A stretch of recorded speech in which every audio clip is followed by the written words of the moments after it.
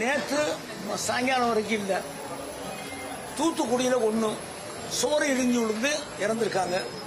அதே மாதிரி தஞ்சாவூரில் சவறு இடிஞ்சு விழுந்து இறந்துருக்காங்க. மயிலாடுதுறையில் ஒரு 20 வயசு பையன் மின்சாரம் தாக்கி இறந்திருக்கார்கள்.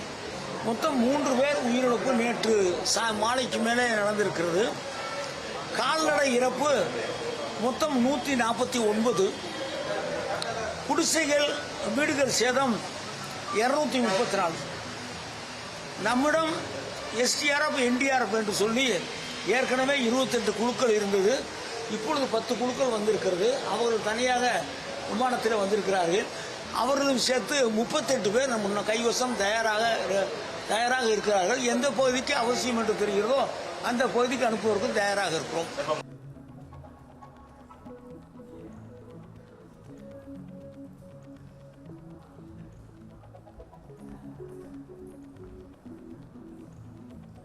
Rainfall is likely at a few places to many places over north and south coastal districts, especially over the south coastal districts.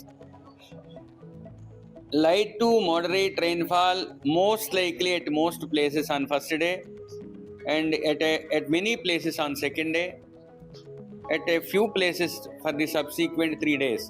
Over the north coastal districts, light to moderate rainfall likely at a few places on first day and at many places tomorrow, and thereafter the rainfall distribution will decrease gradually.